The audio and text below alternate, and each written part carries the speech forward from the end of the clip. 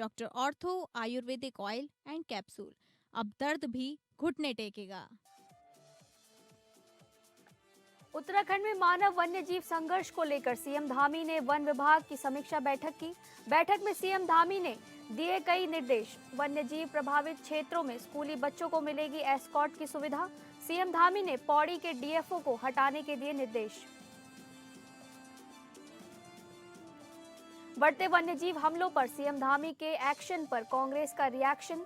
कांग्रेस के वरिष्ठ नेता प्रीतम सिंह ने कहा, लोगों की सुरक्षा की जिम्मेदारी सरकार की है। सरकार बताए जंगली जानवर रिहायशी इलाकों में क्यों आ रहे हैं।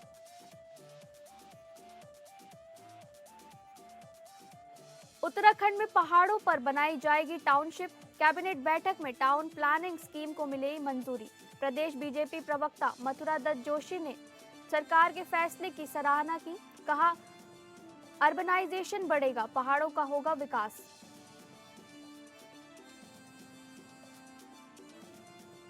हरिद्वार में तेज रफ्तार का कहर। तेज रफ्तार कार दिल्ली हरिद्वार हाईवे पर सड़क किनारे रखी जनरेटर से टकराई। हादसे में एक कार सवार और एक मजदूर की मौत।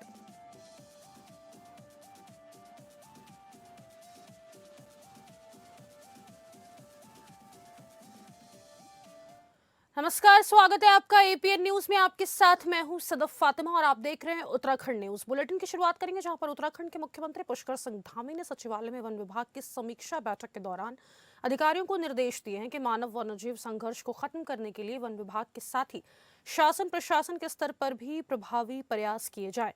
यह सुनिश्चित किया जाए कि मानव वन्यजीव संघर्ष की घटना की सूचना मिलने के 30 मिनट के अंदर वन विभाग की टीम मौके पर पहुंच जाए। इसके लिए संबंधित डीएफओ और रेंजर की जिम्मेदारी तय की जाए। वहीं प्रभावितों को आर्थिक सहायता तत्काल उपलब्ध कराई जाए। मुख्यमंत्री धामी ने पौड़ी में मानव वन्यजीव संघर्ष की बढ़ती घटनाओं के दृष्टिगत पौड़ी के डीएफओ को तत्काल प्रभाव से वहां से हटाने के निर्देश दिए हैं। मुख्यमंत्री ने अधिकारियों को निर्देश दिए कि जिन क्षेत्रों में जंगली जानवरों का अधिक भय है, ऐसे क्षेत्रों में स्कूली बच्चों को स्कूल तक छोड़ने और घर तक लाने के लिए वन विभाग और जिला प्रशासन द्वारा एस्कॉर्ट की व्यवस्था की जाए। मानव वन्यजीव संघर्ष में किसी परिवार से कमाने वाले व्यक्ति की मृत्यु होने पर उनके परिवार को आर्थिक परेशानियों का सामना न करना। ऐसी स्थिति से निपटने के लिए वन विभाग प्रभावित परिवार की आजीविका को सहायता देने के लिए 2 सप्ताह के अंदर नीति बनाकर प्रस्तुत करे। मुख्यमंत्री ने कहा कि जनपदों में मानव वन्यजीव संघर्ष को कम करने के लिए जिन भी उपकरणों की आवश्यकता है उन्हें यथाशीघ्र उपलब्ध कराई जाए। वहीं मुख्यमंत्री ने कहा कि हमारी पहली जिम्मेदारी वन्य जीवों से लोगों के जीवन को बचाना है। इसके लिए नई तकनीक के इस्तेमाल पर विशेष ध्यान दिया जाए। जंगली जानवर आबादी क्षेत्रों में ना आए, इसके लिए स्थायी समाधान पर विशेष ध्यान दिया जाए। वन्य जीवों की दृष्टि से संवेदनशील क्षेत्रों में कैमरों के माध्यम से निरंतर नजर बनाए रखें। वनकर्मी लगातार निगरानी रखें, साथ ही ग्रामीणों के साथ अपना संवाद मजबूत रखें। मुख्यमंत्री ने कहा कि बस्तियों के आसपास जंगली झाड़ियों को अभियान चलाकर साफ किया जाए। साथ ही बच्चों और महिलाओं को विशेष तौर पर आसपास वन्य जीवों की मौजूदगी को लेकर जागरूक किया जाए। देखिए, किसी भी कीमत पर जान माल की क्षति नहीं होनी चाहिए। उसके लिए हमने वन विभाग, अन्य विभाग, जिले के अधिकारी, उन सभी को कहा है कि समन्वय बनाकर निगरानी करें और लोगों को बीच में जाकर उनकी हर प्रकार से सुरक्षा हो, उसकी व्यवस्था को संपन्न करने का काम सभी विभाग और जिला एडमिनिस्ट्रेशन मिलकर इसको आगे बढ़ाएंगे। और विशेषकर जो हमारे फॉरेस्ट डिपार्टमेंट के लोग हैं, डीएफओ हैं, उनके एसडीओ हैं, रेंजर हैं, उनका सबका उत्तरदायित्व फिक्स किया जा रहा है।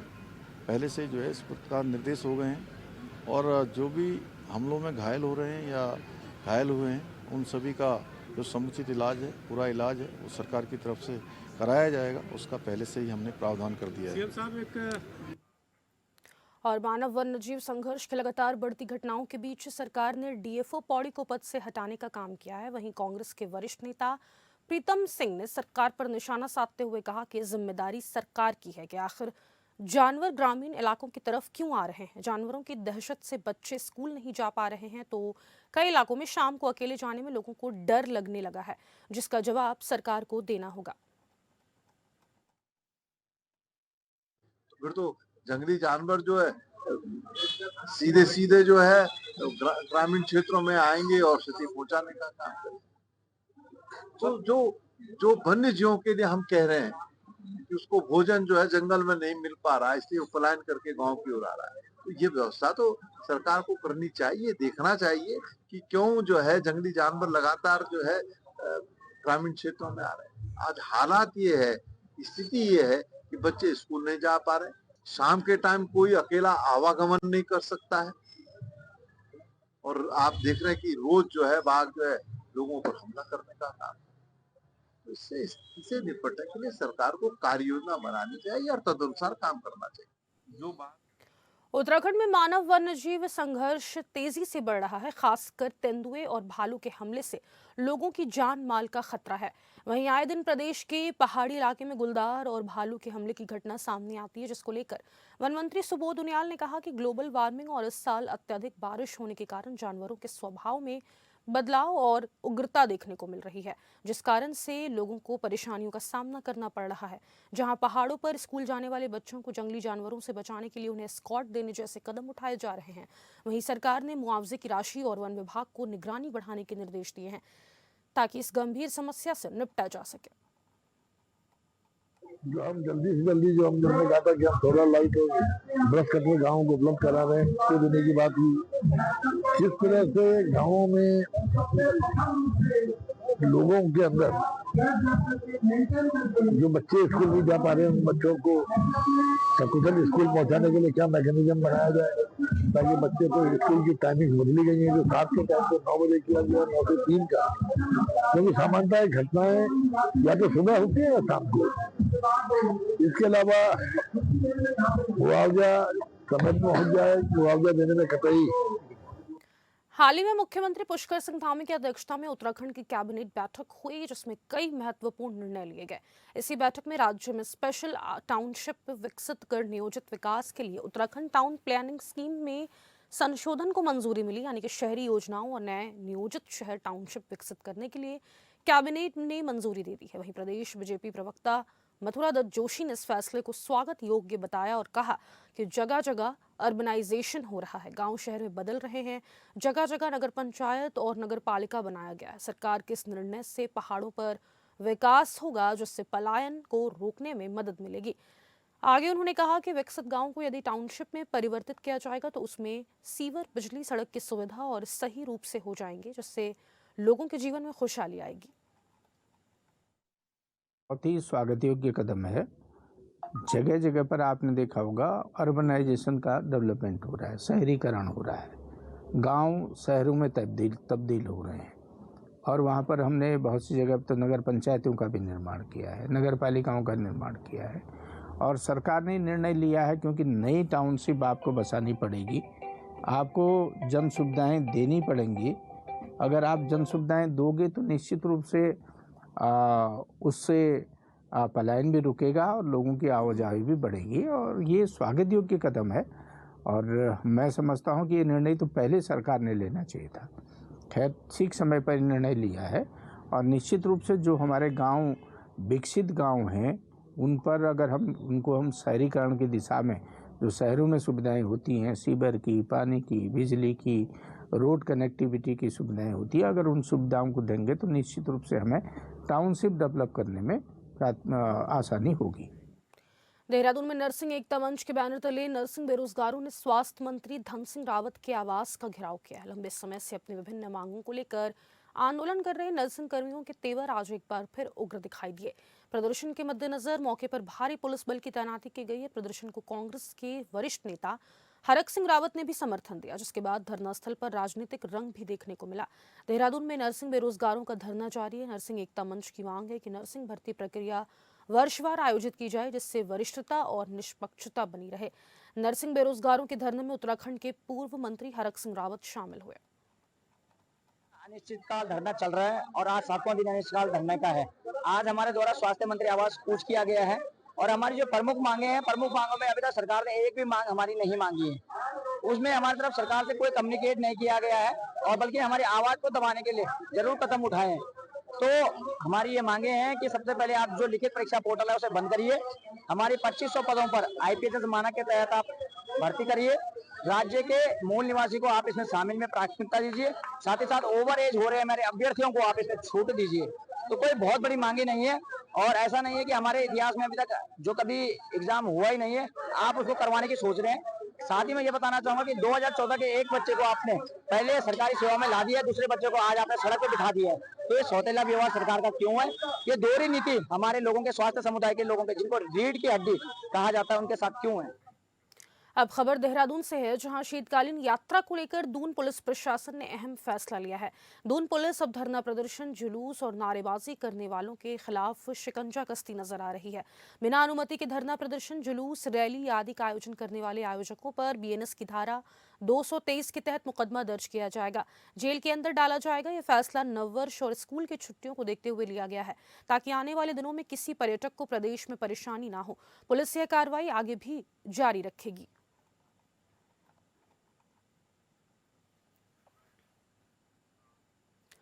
देवभूमि उत्तराखंड सफाई कर्मचारी संघ ने डीएम को सीएम धामी के नाम ज्ञापन सौंपा है। ज्ञापन में मांग की गई कि नगर निकायों में 10 वर्ष की सेवा पूर्ण कर चुके कार्मिकों की कट ऑफ डेट 2018 से बढ़ाकर 2025 की जाए, ताकि योग्य कर्मचारियों को नियमितीकरण और सेवा लाभों का वास्तविक अवसर मिल सके। संघ पदाधिकारियों ने कहा कि कई सफाई कर्मियों ने वर्षों तक निष्ठा और परिश्रम के साथ सेवा की है, लेकिन पुरानी कट ऑफ डेट के कारण वे लाभ से वंचित हो रहे हैं। संघ ने उम्मीद जताई कि सरकार उनकी मांग पर सकारात्मक निर्णय लेगी, जिससे कर्मचारियों में उत्साह बढ़ेगा और व्यवस्था और अधिक मजबूत होगी।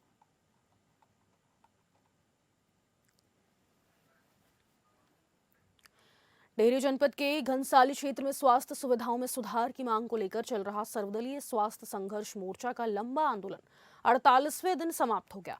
आंदोलन का नेतृत्व पूर्व विधायक भीमलाल आर्य कर रहे थे, जिनके साथ दर्जनों स्थानीय लोग लगातार धरने पर बैठे रहे। गुरुवार को जिलाधिकारी टिहरी गढ़वाल नितिका खंडेलवाल खुद धरना स्थल पर पहुंची और आंदोलनकारियों से विस्तृत वार्ता की। उन्होंने बताया कि मोर्चे की अधिकांश मांगों का निस्तारण किया जा चुका है, जबकि शेष मांगों पर शीघ्र ही शासन स्तर पर वार्ता कर समाधान निकाला जाएगा। डीएम ने आश्वासन दिया कि 3 माह के भीतर सभी मांगें पूरी कर दी जाएंगी, जिसके बाद क्षेत्र में स्वास्थ्य सेवाओं में सकारात्मक सुधार दिखाई देगा। देर रात ये जानकारी हुई थी कि एक बलिनो गाड़ी जो कि देहरादून से और दिल्ली की तरफ जा रही थी, प्रेमनगर आश्रम के पास जो हाईवे पे वो जो वहाँ पे कोई काम भी चल रहा था NHI वालों का। तो ये जानकारी हुई है कि वो गाड़ी बड़ी स्पीड में थी और वो उन्होंने सिर्फ फ़ोन लगाए थे, और जिसमें कि वो गाड़ी एक्सीडेंट हो गई और जो 2 लोग उसमें काम कर रहे थे या लेटे थे, ये जानकारी संभव नहीं हो पाई अभी। वो उसमें उसकी चपेट में आ गया हादसे में। तो मौके पे पुलिस गई थी। मौके पे पुलिस ने चारों घायलों को हॉस्पिटल भेज दिया था। उसमें जानकारी रात में देर रात ये हुई थी कि एक जो चालक था, गाड़ी चालक, उसकी डेथ हो गई थी और एक जो मजदूर था उसकी डेथ हुई थी। बाकी जो घायलों का इलाज चल रहा है और जानकारी की जा रही है। NHI से भी इस संबंध में बातचीत करके जानकारी की जा रही कि ये हादसा मतलब लापरवाही क्यों हुई है। टिहरी जनपद के विकासखंड भिलंगना की प्रथम बीडीसी बैठक क्षेत्र पंचायत प्रमुख राजीव कंडारी की अध्यक्षता में संपन्न हुई है। बैठक में विधायक शक्तिलाल शाह और जिलाधिकारी नितिका खंडेलवाल उपस्थित रही। विभागीय अधिकारियों ने योजनाओं की प्रगति प्रस्तुत की है, जबकि सदस्यों ने क्षेत्र की समस्याएं और आपदा प्रभावित इलाकों की स्थिति सदन के सामने रखी। जिलाधिकारी ने कहा कि आपदा प्रभावित क्षेत्रों के अधिकांश प्रस्ताव मंजूर कर लिए गए हैं और आवश्यक धनराशि स्वीकृत की जा रही है। उन्होंने अधिकारियों को क्षेत्र का नियमित निरीक्षण और योजनाओं की रिपोर्ट समय पर प्रस्तुत करने के निर्देश दिए। बैठक में भिलंगना क्षेत्र को OBC श्रेणी में शामिल करने का प्रस्ताव भी पारित किया गया। जनप्रतिनिधियों ने उम्मीद जताई कि इससे क्षेत्र के विकास कार्यों को नई गति मिलेगी।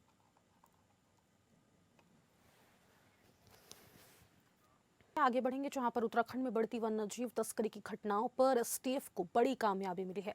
उत्तराखंड STF ने देहरादून के विकास नगर क्षेत्र से 2 तस्करों को गिरफ्तार किया है, जिनके पास से भालू की 1 पित और 5 नाखून बरामद किए गए हैं। STF ने दोनों तस्करों पर वन्यजीव वाइल्ड लाइफ एक्ट के तहत मुकदमा दर्ज कर लिया है और दोनों से उनके नेटवर्क के संबंध में पूछताछ की जा रही है। उत्तराखंड STF को देहरादून के विकास नगर क्षेत्र से वन्यजीव की तस्करी के मामले में सूचना मिली थी, जिसके आधार पर STF ने एक टीम बनाकर विकास नगर क्षेत्र में तैनात किया, जिसने सूचना के आधार पर विकास नगर यमुनोत्री मार्ग से 2 मोटरसाइकिल सवार व्यक्तियों को रोककर उनकी तलाशी ली, जिनमें से एक व्यक्ति के पास भालू की 155 ग्राम वजनी पित और दूसरे व्यक्ति के पास से जंगली जानवरों के 5 नाखून बरामद हुए हैं।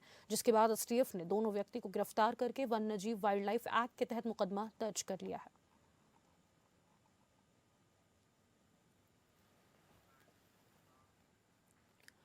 छोटे वाद के लिए अदालतों के चक्कर काटने वाले लोगों की सुविधा के लिए 13 दिसंबर को देहरादून जिले की सभी अदालत में राष्ट्रीय लोक अदालत का आयोजन किया जा रहा है, जिसमें फौजदारी, राजा सी मोटर व्हीकल एक्ट, श्रम, भूमि, बिजली और पानी, वेतन भत्ते, चेक बाउंस का निस्तारण किया जाएगा, जिससे वादी को इन मामलों से जल्द छुटकारा मिलेगा, जबकि सरकार के राजस्व में भी बढ़ोतरी होगी। राष्ट्रीय लोक अदालत का आयोजन अदालत पर बढ़ते केस बोझ को कम करने के लिए भी किया जाता है। 13 दिसंबर को देहरादून, ऋषिकेश, विकासनगर, डोईवाला, चक्राता और मसूरी में लगने वाली राष्ट्रीय लोक अदालत में फौजदारी के मामले, धारा 138 एनआई एक्ट के मामले, मोटर दुर्घटना से संबंधित मामले, वैवाहिक और पारंपरिक वाद से संबंधित वाद और अन्य ऐसे मामले जिनमें आपसी सुलह से निस्तारण किया जा सकता है, उनका निस्तारण होगा। देखिए, क्योंकि एमवी एक्ट के जो चालान है उसमें फाइन जनरली जो रूटीन पे लगता है वो लगता है, लेकिन शायद लोगों को ये ना मालूम हो कि कई मामले ऐसे हैं, एमवी एक्ट के अंदर भी कई धाराएं ऐसी हैं, कई एक्ट ऐसे हैं जो कि कंपाउंडिंग नेचर के हैं। जैसे कि आपके पास, मान लीजिए आपका चालान हुआ है, आपके पास डीएल नहीं है, आपका चालान हुआ है, आपके पास हेलमेट नहीं है, आपके पास कोई और कागज़ नहीं है, या आप तेज गति से चला रहे थे, ये रेड लाइट आपने कोई जंप कर ली, तो ये वाले जो आपके चालान हैं, आप लोग अपनी अपनी कंसर्न कोर्ट में अगर लोक अदालत के दिन जाएंगे तो वहाँ पर उस दिन हमारे यहाँ पर विभाग भी बैठेंगे, यानी कि आरटीओ भी बैठेंगे, सीओ भी बैठेंगे, तो उन सारे मामलों में उस दिन कंपाउंडिंग होगी और जो रूटीन में जो आपको जुर्माना लगता है उससे हाफ लगभग जुर्माने में आपके चालान भी उस दिन डिसाइड होंगे। पश्चिम बंगाल में बन रही बाबरी मस्जिद को लेकर शंकराचार्य अवमुक्तेश्वरानंद सरस्वती का बड़ा बयान सामने आया है। बता दें आपको कि उन्होंने कहा कि बाबर के नाम को देश पहले ही अस्वीकार कर चुका है। उन्होंने कहा कि 500 वर्षों तक एक जगह बनी मस्जिद का संघर्ष चला और कोई व्यक्ति कहीं भी खड़ा होकर कुछ भी कहे तो उसे स्वीकार नहीं किया जा सकता। शंकराचार्य ने कहा कि वंदे मातरम को लेकर अगर कोई व्यक्ति कहता है कि वह वंदे मातरम नहीं गाएगा तो इससे कोई फर्क नहीं पड़ता। उन्होंने कहा कि राष्ट्रीय गीत और राष्ट्रगान के लिए एक प्रोटोकॉल बना हुआ है और उसे प्रोटोकॉल को फॉलो किया जाना चाहिए। बाबरी मस्जिद की बुनियाद नहीं रखी गई है। कोई भी व्यक्ति खड़ा होकर के कुछ भी कह दे तो आप लोग उसको बार बार कहेंगे तो उससे उसकी पुष्टि हो जाती है। बाबर के नाम की मस्जिद अब भारत नहीं स्वीकार कर सकता। अगर स्वीकार करना होता तो एक जगह पे बाबर के नाम की मस्जिद बनी थी, हमारे देश ने स्वीकार कर लिया होता, लेकिन 500 वर्षों तक हम लड़ते रहे कि हमें ये स्वीकार नहीं है, हमको स्वीकार नहीं है। तो आप चाहते हैं कि लड़ाई बनी रहे? अब जब अस्वीकार कर दिया और वो चीज़ हट गई, कलंक थी, अब फिर उसके नाम पे फिर से नई बात शुरुआत करना, इसका मतलब कि आप जानबूझ के चिढ़ा रहे हो, छेड़ रहे हो। अब खबर जनपद उधम सिंह नगर के जसपुर से है, जहां फिर एक बार रोडवेज बस स्टैंड का मामला गर्मा गया है। आपको बता दें, पिछले काफी समय से जसपुर वासियों की मांग थी कि जसपुर में रोडवेज बस अड्डा होना चाहिए। जसपुर वासियों की इस मांग को सरकार ने समझा और मंजूरी दे दी, लेकिन बस अड्डे की जगह को लेकर फिर माहौल गर्मा गया है। जसपुर में रोडवेज स्टैंड के लिए बीएसबी कॉलेज के पीछे स्थित जमीन को चिन्हित किया गया, लेकिन बीएसबी इंटर कॉलेज के प्रबंधक सुभाष चंद्र अग्रवाल ने इसमें आपत्ति जाहिर की है। उनका कहना है कि अखबार के माध्यम से पता चला कि कॉलेज के पीछे वाली जमीन जो सन 47 से विद्यालय के कब्जे में है, जिस पर अब बस स्टैंड बनाने के लिए चिन्हित की गई है, जिससे पढ़ने वाले बच्चों को बहुत समस्या हो जाएगी। इसके लिए कॉलेज द्वारा जिलाधिकारी, उप जिलाधिकारी और सचिवालय को पत्र लिखा गया है। अगर इस बात पर ध्यान नहीं दिया गया तो फिर हाईकोर्ट की शरण ली जाएगी। रोडवेज बस स्टैंड का, तो उसको लेकर जो भूमि चिन्हित की गई है, ये तीसरा प्रयास है और लगातार ये देखने में आ रहा है कि जब जब विकास कार्यों को लेकर जिन भूमियों का चिन्हीकरण किया जाता है, एक विशेष राजनीतिक प्रभाव वाले व्यक्ति वो उसको बार बार श्रेय उनको नहीं मिलता है, तो उसको श्रेय की होड़ में यहाँ के विकास को अवरुद्ध कर रहे हैं। देखिए, जनता बहुत समझदार है, सब जानती है।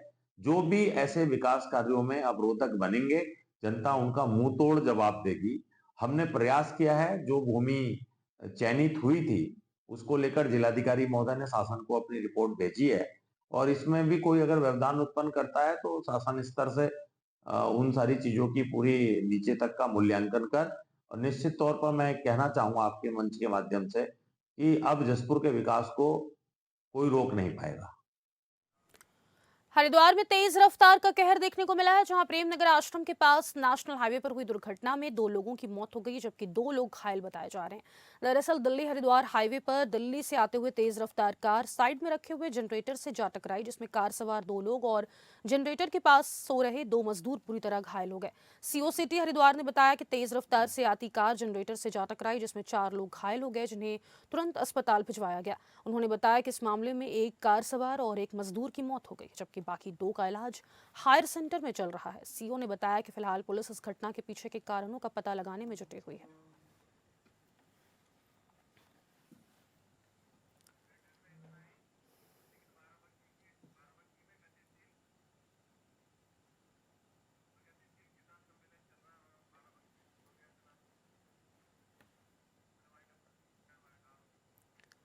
फिलहाल के लिए इस बुलेटिन में बस इतना ही।